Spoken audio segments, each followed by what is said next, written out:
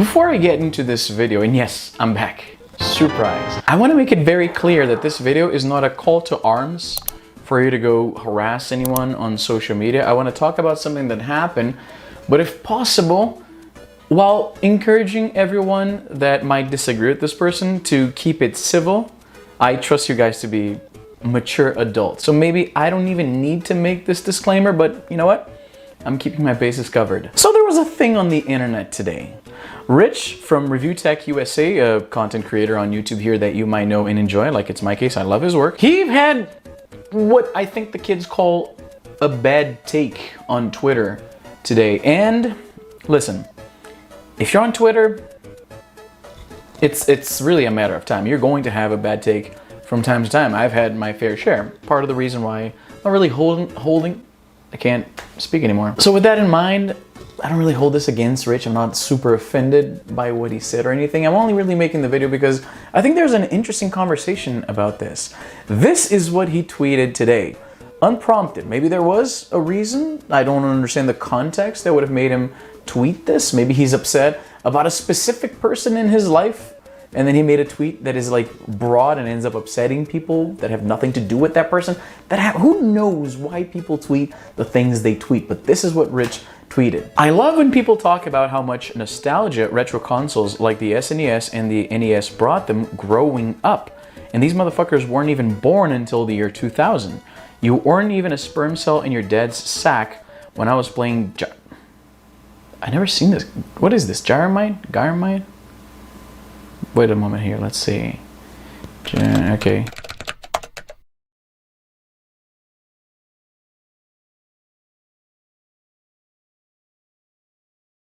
That's the game, I guess. Okay. So, right off the bat, it's strangely angry about the things people miss. Like they're not allowed. I don't think he used the word allowed, so technically. But that's kind of what he's saying, right? Like that's what he's driving at, that anger. What gets me is how angry he is about this. Right? He, referring to these people as motherfuckers, telling them to sit down. You weren't even a sperm cell in your dad's sack, which is kind of like needlessly graphic. He seems to be upset, which is why I even allow for the possibility that maybe this is just, he's thinking about a specific person that he happens to dislike, and this is one of the reasons that this person annoys him, and then he just blurted out.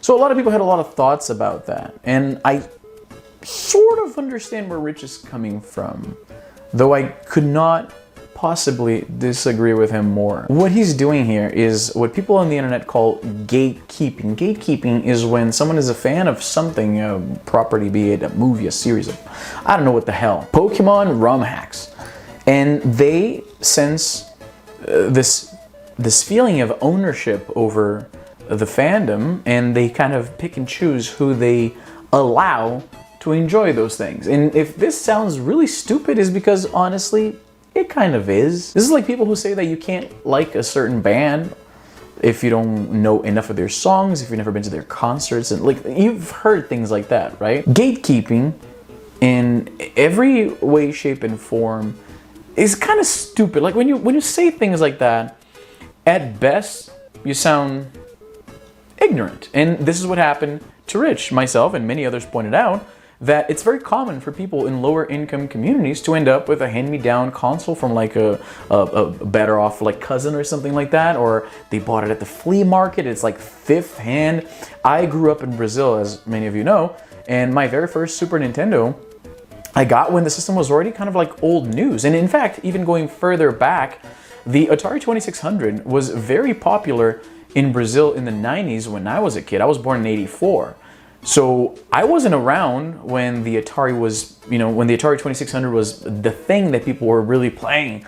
But I have a lot of nostalgia for those games because it took me a while to finally get to that system. Again, very common in lower income communities. And that's what I mean when I say that he sounds at best ignorant.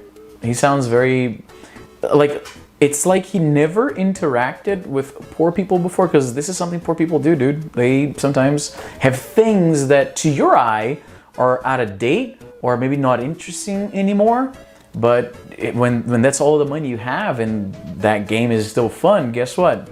People will buy games even if it's been decades since they were popular. A lot of people grew up with older systems, not because of financial reasons, but because they grew up close to someone who played that game with them a lot, because that game was popular when that older, say, relative was growing up. I see this with my siblings. I have younger siblings, and I play a lot of the games from my childhood with them, and I guarantee you that these kids, I mean, they already love certain titles like Command & Conquer, Red Alert, Warcraft, Pokemon, like Pokemon Fire Red.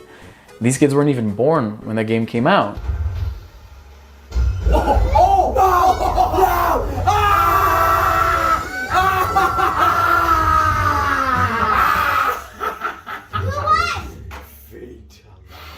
I won the game! Yeah! You can do this.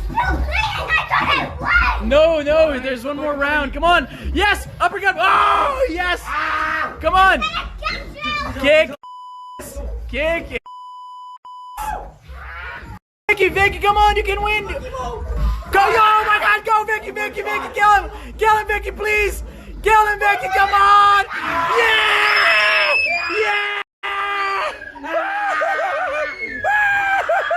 Now, imagine telling these kids 10, 15 years down the road that they're not allowed to be nostalgic for Mortal Kombat 4 because they weren't born when Mortal Kombat 4 came out. Makes zero sense. So it's just so strange that, first of all, to have this opinion that people are not allowed to enjoy things, they're not allowed to be nostalgic for these things because those things were already old when they got to them. It's silly. It makes you come across a little bit out of touch. And I even thought that maybe that was supposed to be a joke. Like, Rich is a pretty sarcastic guy. Maybe this is some kind of a joke, like he's just trolling. It's not supposed to be something that he actually thinks. But to my disappointment, he went and doubled down on a second tweet about the subject.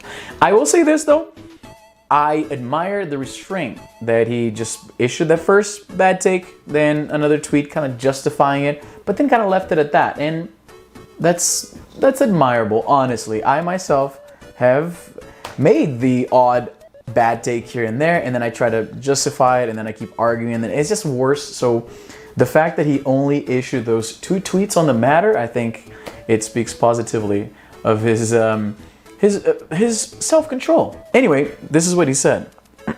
By the way, being handed an old console is not the same as growing up in the era when the console was relevant. It's not the same experience. It doesn't compare. Now, what Rich is doing here is what we like to call moving the goalposts. So he seemed to have gotten plenty of answers. And look, I have done this myself. You issue an opinion and you think your crowd is going to back that sentiment, and then you find out that actually you're the odd man out. Nobody agrees with that. Happens. So you obviously got a ton of responses from people saying kind of what I said when I responded to that tweet. And it seems like he's accepting the possibility that, yeah, maybe a lot of people grew up with systems that were already old when they were young. They weren't alive then to experience those systems when they came out. But that doesn't mean it's impossible for them to grow up with something that was already a little bit older when they were young. So understanding that, yeah, that's a very good point, he then just moves the goalpost. He says, you know what, maybe you do have a little bit of nostalgia. It's not the same thing as mine's nostalgia. That's all I'm saying. And he doesn't offer actual substance for that argument. And I actually happen to believe that, yeah, there's the argument can be made that it's different to experience those games outside of the moment when they were like super relevant and when everybody's talking about it. But who could possibly care, honestly? That's what you're saying, is basically your nostalgia is not as good as mine because mine is better, and that's just stupid. It's just silly, right? Anyway, it's been such a long time since I shot these videos. I changed the camera I'm using here. The lens is different, like the configurations, the lighting must be completely f***ed, and I apologize in advance, but I will be working on this to make sure it all looks great. Maybe I fix this all up in editing and you don't even know what I'm talking about. Maybe you don't care about these little tiny little details. Who knows? Anyway, what do you think about this? Now, here's my question to you. I want you to tell me a game that you're nostalgic for that was already old when you came around. Hell man, nostalgia is such a multi-layered thing. Like for instance, I came across this old NES game called Fire and Ice. I'm actually writing a whole script on it because I think the game is brilliant and I don't think it gets the recognition it deserves. Or maybe it does because the cartridge prices on eBay are outrageous. But anyway, I've been diving into this game hardcore. This is like my summer game of this year. And I know for a fact that 3 years down the road, when I think back on this game, I will inevitably associate it with this moment in time, this summer, 2022. And I'll be nostalgic for a game that was pretty old by the time I got around to it. So it's like somebody coming to me and pointing their finger in my face and saying, nah, that's not good nostalgia. That's bullshit nostalgia because you didn't play that when it was culturally relevant. It was already old when you got to it, so you're not enjoying it right.